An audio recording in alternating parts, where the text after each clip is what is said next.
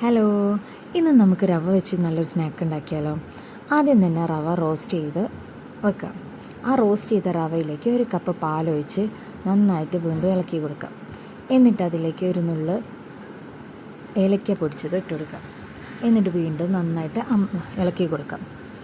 അതിനുശേഷം ഈ പാത്രത്തിൽ നിന്ന് അത് വിട്ടു പോരുന്നവരെ നന്നായിട്ട് ഇളക്കിയിട്ട് വിട്ടു പോരുന്ന ആ ഒരു പരുവാവുമല്ലോ, ആ സമയത്ത് നമ്മളിത് ഫ്ലെയിം ഓഫ് ചെയ്ത് കുറച്ച് നേരം ഒരു 5-10 മിനിറ്റ് നമ്മളതൊന്ന് തണുക്കാൻ വേണ്ടിയിട്ട് മാറ്റി വെക്കാം.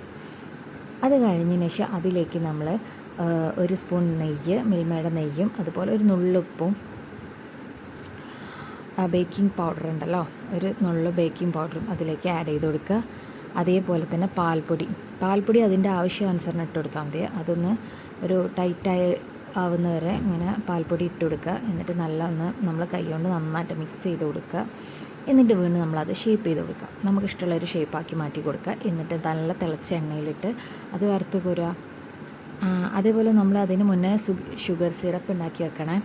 ഷുഗർ സിറപ്പിലേക്ക് ഈ ഒരു നമ്മൾ വറുത്ത് കോരിയ ഈ ഒരു സംഭവം ഉണ്ടല്ലോ, അത് അതിലേക്ക് ആഡ് ചെയ്ത് കൊടുത്ത് ഒരു 10-15 മിനിറ്റോളം അത് മൂടി വെക്കുക.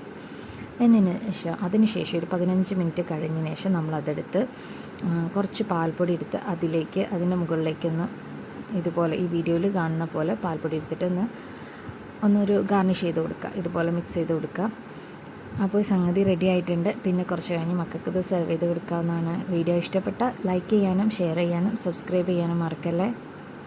Thank you for watching.